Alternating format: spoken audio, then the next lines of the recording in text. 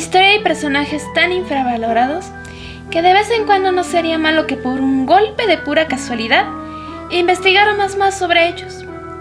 Sin embargo, aquí me tienen a mí para contarles un poco de esta información tan poco reconocida.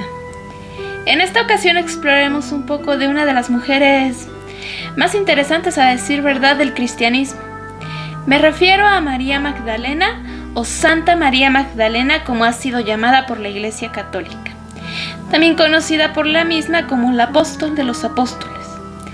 Pero ¿no será que más bien ella no aprendió de ellos sino con ellos?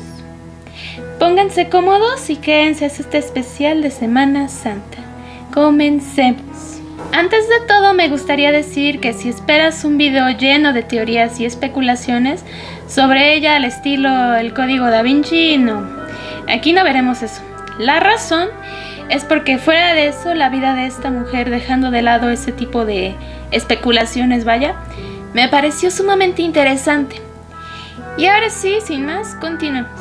Por la ambigüedad de algunos textos y lo que algunos suponen, ya en tiempos más actuales, es que la figura de María Magdalena ha sido combinada con más de una María de las que se mencionan en la Biblia.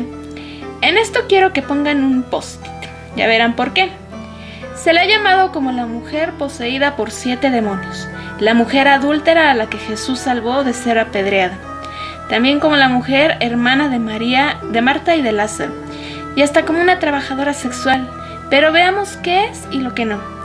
Yendo con su más posible origen, basándome en algunos hallazgos arqueológicos y evangelios, al referirse a ella como María la Magdalena, su nombre más bien significaría María la de la Torre, porque Magdala, de donde la mayoría pensaba que ella venía, significaba torre o que engrandece.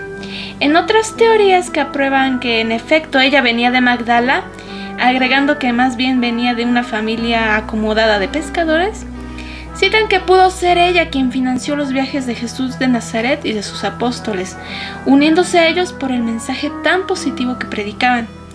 Ahora, el por qué siempre se le identifica como una prostituta, adúltera y demás. Bueno, en algunos evangelios del Nuevo Testamento, como en Juan 8, en efecto se menciona una adúltera a la que Jesús salva de ser desvivida a pedradas al decirle a sus verdugos: aquel de ustedes que no tenga pecado, que le arroje la primera piedra, que es cuando todos desisten de atacar a la mujer, de la que nunca se dice un nombre en específico. Donde sí se hace mención a ella es en el Evangelio de Lucas 7, y cito: Jesús iba recorriendo ciudades y aldeas predicando y anunciando la buena nueva del reino de Dios. Lo acompañaban los 12 y también algunas mujeres, a las que había curado de espíritus malos o de enfermedades. María, por sobrenombre Magdalena, de la cual habían salido 7 demonios. Aquí algunos hacen un llamado a no tomar todo tan literal, sino como metafórico o con el contexto de la época, en la cual enfermedades mentales que se desconocían entonces eran tomadas por posesión demoníaca. De la parte metafórica, otros refieren a que por demonios se pudo referir a pecados o malas virtudes que habitaban en María Magdalena. En este punto es cuando el Papa Gregorio I teorizó que María Magdalena pudo ser la adúltera de la que te hablé hace unos segundos. Pero no hay nada asentado. Y la verdad, desde mi punto de vista, esta suposición del Papa Gregorio I fue más para minimizar la figura de María Magdalena. Si bien en los evangelios se puede notar que no están del agrado de los apóstoles que Jesús también de sus enseñanzas a las mujeres, te podrás imaginar cómo fue tomado posteriormente por la iglesia de entonces. Recordemos que durante la época de Jesús de Nazaret con los judíos, las mujeres eran vistas más como objetos que como seres pensantes y sintientes.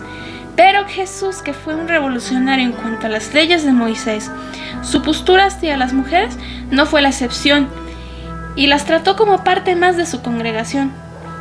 No por nada María Magdalena fue la primera en recibir la noticia de su resurrección.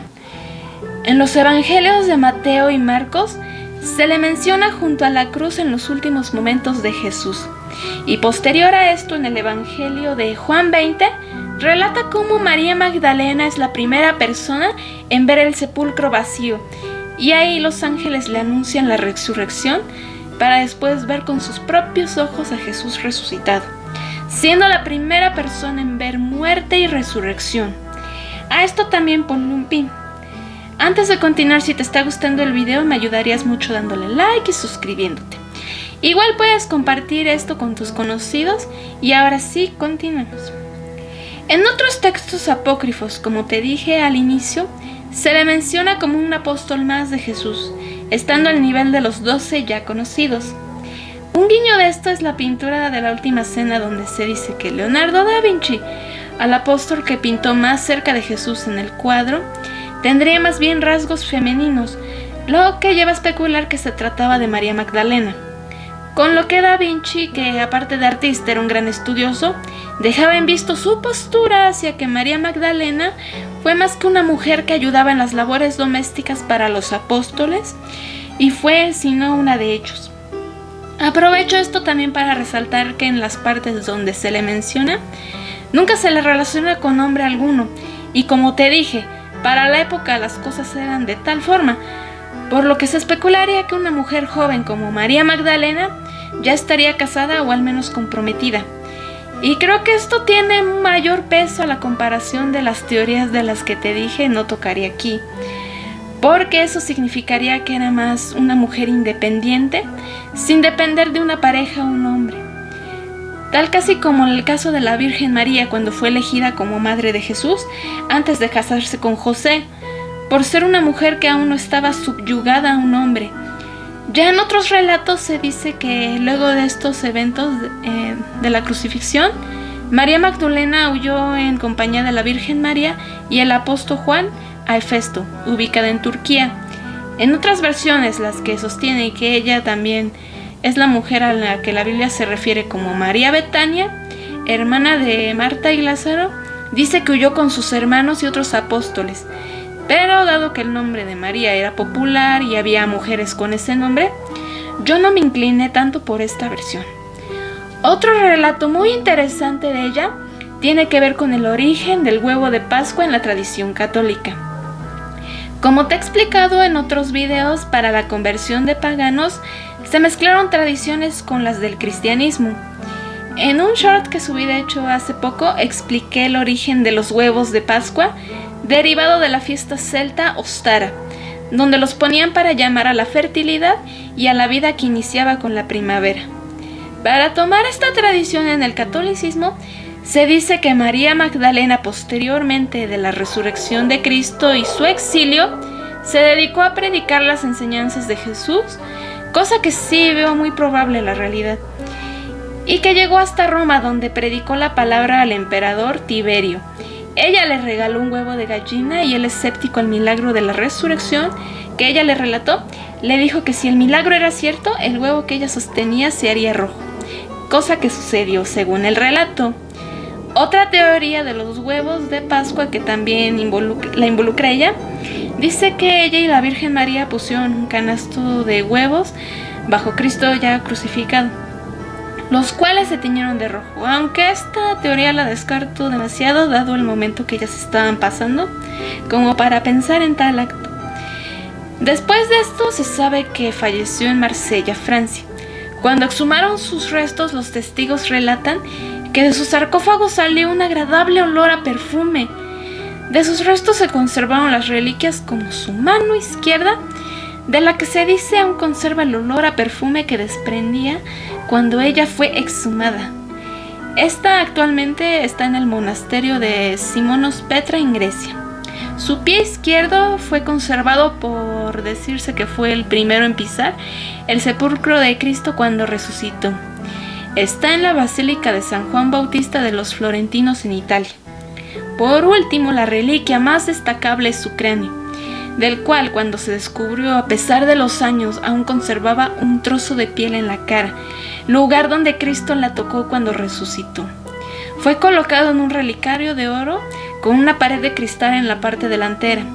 Sus restos también fueron encontrados la Santa Ampolla, que era un pequeño recipiente de vidrio que contenía tierra, de donde había caído el líquido vital de Cristo durante la resurrección. Esta fue robada y no se sabe qué pasó con ella.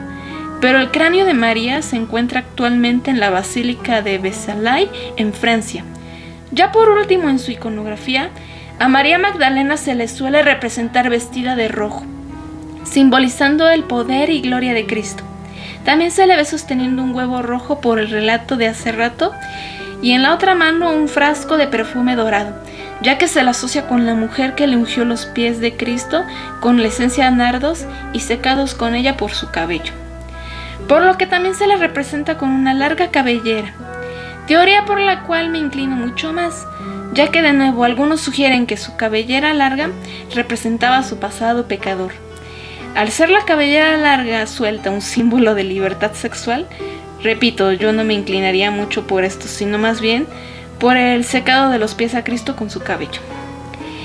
En otras representaciones sostiene una cruz y una calavera, por ser la primera persona en ver muerte y resurrección, convirtiéndose en uno de los pocos personajes a los que la Iglesia acepta con la iconografía de una calavera a un lado. Como ves, la figura de María Magdalena va mucho más allá de las teorías que la señalan como una penitente o pecadora reformada, como la señaló el Papa Gregorio I en sus suposiciones. Menos mal no fueron con malas intenciones, imagínense, no. Nótese el sarcasmo si no fue lo suficientemente obvio. Postdata, Papa Gregorio, no somos tus fans. Bueno, al menos yo no. Además, como vemos, estas suposiciones denostan drásticamente su imagen y el rol femenino al que Jesús nunca vio por debajo del hombre, y hasta le concedió el más grande privilegio de ser la primera en saber la buena nueva.